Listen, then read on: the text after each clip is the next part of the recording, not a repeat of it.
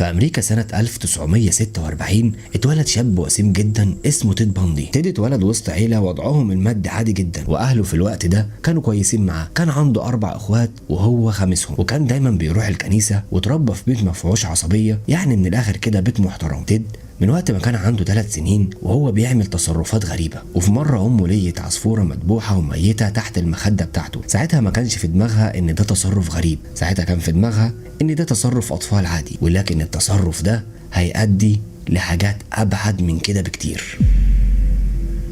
تيد من وهو صغير ما كانش شخص عادي، يعني وهو صغير عمته لقيته حاطط كل سكاكين المطبخ على السرير، وكان دايما بيضرب اصحابه واصحابه بيشتكوا منه. تيد لما كبر دخل جامعه ودرس قانون، وفي الوقت ده ما كانش عنده اصحاب ومحدش يعرف عنه اي حاجه. الحاجه الحلوه اللي عملها في حياته وكان دايما فخور بيها ان هو اشترى عربيه بيج، ومع مرور الوقت تيد كان بيبين عكس اللي جواه، وكان بيبين ان لبق وواثق من نفسه. تيد سرق كتير والشرطه كانت عارفة بكده، بس لما كمل 18 سنة كل سجلات الإجرام بتاعته اتمسحت، وده لأن في قانون في أمريكا إن هما بيمحوا كل سجلاتك بعد 18 سنة، بس طبعا كان اللي بيتمحي ساعتها حاجات صغيرة، يعني سرقة، خناقة، حاجات من دي، لكن لو عليك حاجة كبيرة ما كانتش بتتمسح. والهدف من القانون ده وقتها إنهم يدوا الشباب فرصة جديدة يبدأوا بيها حياتهم وما تأثرش عليهم. يوم 1/2 سنة 1974 تيد دخل سكن جامعي وخد منه بنت وقتلها. وكان أول ما تقابله بنت وعايز يقتلها يقول لها ساعديني ايدي مكسورة وعايز احط الحاجة دي في العربية، ولما تقرب عن العربية يضربها على دماغها من ورا ويحطها في العربية ويقتلها ويدفنهم في مكان بعيد عن كل الناس. عدد ضحايا البنات كان بيزيد ما بين ولاية واشنطن وبيوتا. الشرطة ساعتها في أمريكا كانت متحيرة لأن الجرائم دي كلها كانت لبنات وما كانش فيه أي دليل على اختفائهم ولا حتى دليل في مكان الجريمة. بس يوم 8/11 سنة 1974 تيد عمل غلطة هيندم عليها طول عمره. واحدة من الضحايا اسمها كيرول وعندها 18 سنة كانت سايقة عربية موديل حديث، وقفت عند مكتبة علشان تشتري كتب، وبعد ما خرجت من المكتبة لقت راجل وسيم واقف جنب عربيتها، سلم عليها وقال لها مساء الخير، أنا ضابط شرطة واسمي روزلاند وشفت حد بيحاول يسرق عربيتك، معلش بعد إذنك افتح عربيتك علشان نشوف اذا كان اتسرق منها حاجه ولا لا. البنت فتحت العربيه وبصت يمين وشمال، ما كانش في حاجه مسروقه. الضابط وقتها اللي هو اصلا المجرم تيد باندي قال لها كويس ان مفيش حاجه اتسرقت، تعالي معلش اركبي معايا علشان احنا مسكنا عده اشخاص في الاسم وعايزينك تتعرفي عليهم لو كنت شفت حد منهم قبل كده. طبعا كيرول ساعتها قلقت جدا لان الراجل اللي قدامها مش لابس زي شرطه، لابس زي مدني، حتى العربيه بتاعته مش عربيه شرطه، عربيه عاديه جدا ولونها بيج. بس لما طلع لها شرط الشرطه بتاعته بدا قلقها يهدى شويه وراحت معاها العربيه، ويا ريتها ما راحت. تيد خدها معاها العربيه وبدأ يمشي بالعربية وجا في حتة فاضية وضربها على دماغها علشان يقتلها، ولكن الضربة ما كانتش جامدة ساعتها، فالبنت عرفت تهرب منه. البنت اللي اسمها كيرول طلعت من العربية وقعدت تجري وهو يجري وراها لحد ما كيرول وهي بتجري لقت عربية كده وقفتها بسرعة وركبت معاها وراحت على اسم الشرطة. كيرول أول ما راحت اسم الشرطة عملت بلاغ في الشخص اللي كان بيكلمها، وقالت للشرطة وقتها إن اللي كان بيكلمني ده ضابط شرطة اسمه روزلاند، وأدت ساعتها أوصاف للشرطة وجابوا رسامة علشان يرسموا الشخصية دي ويوزعوها على كل أنحاء أقسام الشرطة علشان لو حد شاف الشخصية دي قبل كده. ولكن تتصدم كيرول إن ده أصلا مش ضابط شرطة، حتى بياناته ما كانتش موجودة في الاسم. بعد 9 شهور من قتل تيد باندي للضحايا عمل برضه غلطة تانية، أو ممكن نسميها الغلطة الأولى والغلطة التانية بتاعت البنت، لأن هتفهموا دلوقتي معايا هي ليه الغلطة دي هي اللي وقعت تيد باندي.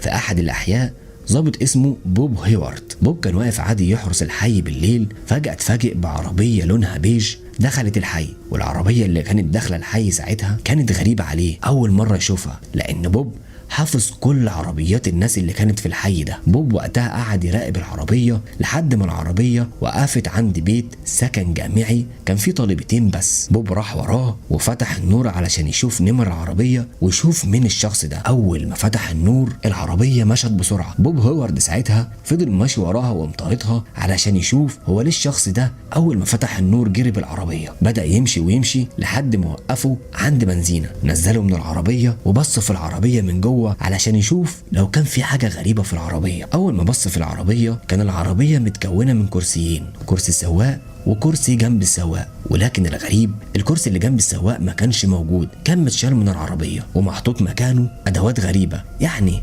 زي قناع، سكينه، حاجات للسرقه، شاكوش، حاجات زي كده. الضابط بوب بعد ما شاف الحاجات دي اخد تيد باندي على الاسم مباشره، بس للاسف المحكمه ما كانش عندها دليل مادي للحاجات اللي كان بيعملها تيد، ومفيش جريمه واضحه قدامها، فاضطرت ان هي تطلع تيد من الاسم. بعد كذا يوم حصلت الغلطه اللي قلت لكم عليها في الاول، لما تيد خطف البنت بس البنت هربت منه، ولما اسم الشرطه بدا ينشر الصور ويدي معلومات بالعربيه دي ويدي كمان معلومات عن ملامح الشخص ده، شافها ساعتها بيب هوارد الضابط اللي مسكه بالليل، وراح بسرعه على اسم الشرطه علشان يدلب اقواله وان شاف الشخص دوا في يوم 8/11. ساعتها الشرطة اتفاعلت مع الخبر ونشرت صوره في كل مكان في الجرايد علشان لو حد شاف المجرم ده قبل كده واتعرف عليه يجي يبلغ اسم الشرطة. فعلا وقتها جت واحدة لمركز الشرطة وقالت لهم أنا عندي معلومات عن المجرم اللي كله بيحكي عنه، ده واحد معايا في السكن وفعلا نفس المواصفات اللي انتوا بتحكوا عليها هي منطبقة عليه. قالت ان الشخص ده في الفترة الأخيرة فعلا بقت أفعاله غريبة، لأن كان عنده في البيت حاجات انا مش فاهماها، حاجات مثلا زي عكاز وجبس واكياس وحاجات من كده، وطبعا الحاجات دي اللي كان بيستخدمها تيد باندي علشان يشد البنات ليه، علشان لما كان يعمل ايده مكسوره وهو جنب العربيه وينادي على البنات ويقول لهم معلش ساعدوني ويضرب البنت على دماغها ويقتلها. قالت البنت كمان وقتها ان هو كان عنيف ومرعب معاها وكانت بتخاف منه، ده غير ان كمان كان بيحددها انها ما تحكيش عن اي حاجه بتشوفها معاه، وقالت انه كان بيختفي بالليل وبالاخص الليالي اللي كان بيختفي فيها الضحايا. تاني يوم قبضوا على عدد 5 أشخاص مشتبه فيهم ومن ضمنهم كان تيد باندي. وقتها الشرطة جابت كيرول علشان تتعرف على المجرم، وأول ما شافت تيد باندي شاورت عليه مباشرة بدون تردد. صدر الحكم على تيد باندي وقتها ب15 سنة سجن بتهمة محاولة خطف كيرول، واكتشفوا ان كمان كان قاتل واحدة اسمها كيرول دورانشي. تيد لما كان في السجن كان القاضي مديه راحته في كل حاجة، يروح مكتبة السجن يقرأ فيها، وكمان كان بيترافع لنفسه عن القضية بتاعته لان هو في الاساس زي ما قلت لكم كان دارس قانون. تيد وقتها كان مخطط ان هو يهرب من السجن في اول يوم دخل فيه، وبالفعل حصل كده وهرب لأول مرة. وانا بقول اول مرة عشان تيد هرب مرتين من السجن. اول مرة اللي هرب فيها كان في المكتبة بيقرأ الكتب، وكان ساعتها موقفين عليه واحد من حرس السجن، ولكن حرس السجن طلع بره المكتبة علشان يشرب سيجارة، وفي اثناء ما بيشرب السيجارة تيد فتح شباك المكتبة ونط منها من الدور التاني. بعد ما نط منها تيد قعد يجري على الجبال واكتشفوا انه هرب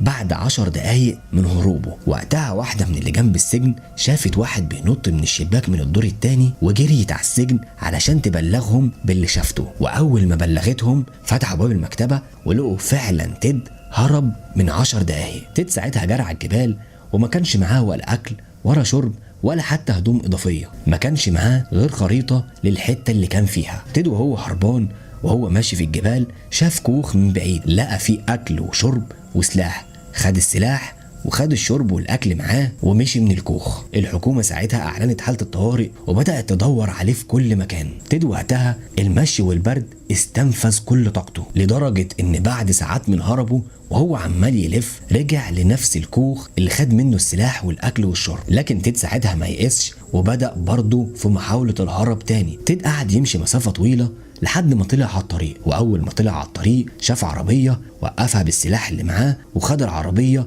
وجري بسرعه. 2 من الضباط وقتها كانوا على الطريق وشافوا عربيه غريبه جايه عليهم عماله تروح يمين وشمال، وقالوا اكيد الشخص اللي فيها شارب حاجه يعني مخدرات حاجات زي كده علشان عمال يتمطوح يمين وشمال، وما كانوش يتخيلوا ان اللي في العربيه ده كان تيد باندي.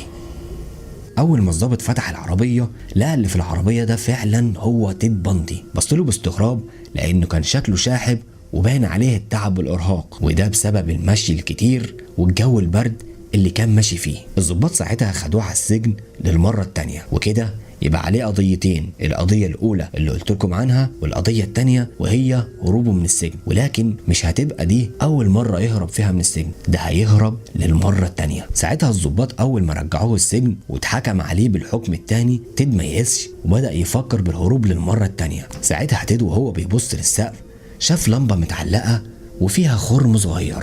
استغل تيد الخرم ده وبدأ يحفر فيه يوم ورا يوم لحد ما حفر فتحة وهرب منها للمرة التانية.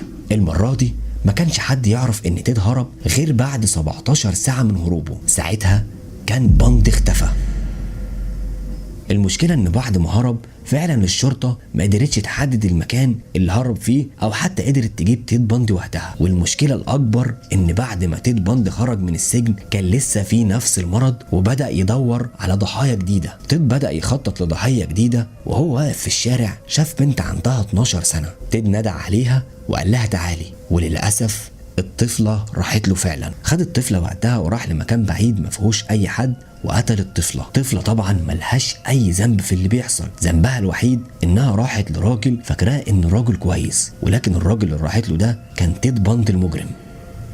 يوم 15/2 سنة 1978 كان في ضابط اسمه ديفيد لي عدت قدامه عربية لونها برتقاني وشكلها غريب عن المنطقة. فضل الشرطي ديفيد لي وقتها يمشي ورا العربية علشان يشوف العربية دي دخلت هنا ازاي وبتعمل ايه. راح وقتها الضابط وقف العربية وأشر مسدسه على اللي في العربية علشان ينزل، واللي في العربية ده كان وقتها تيد باندي. بس الضابط ديفيد لي ما كانش يعرف. أول ما نزل تيد باندي ما رفعش إيده وسلم زي المرة الأولى، بل بالعكس أول ما نزل من العربية جري على طول. الضابط فضل يجري وراه علشان يجيبه علشان يعرف هو بيجري ليه، والضابط بدأ يهدده ساعتها ويضرب طلقات في الجو علشان تيد باندي يقف، ولكن تيد باندي برضه ما كانش بيقف. الضابط أشر مسدسه عليه وضربه بطلقة فتيد باندي وقع على الارض، ولكن الطلقه اللي ضربها الضابط دي ما جاتش في تيد باندي، وتيد باندي بذكاء عمل نفسه انه وقع على الارض واتصاب. واول ما الضابط قرب عليه شال منه المسدس كده علشان يضربه، ولكن الضابط عرف يتعامل معاه وبعته على السجن للمره الثالثه. واول ما وداه المحكمه علشان يحكموا عليه للمره الثالثه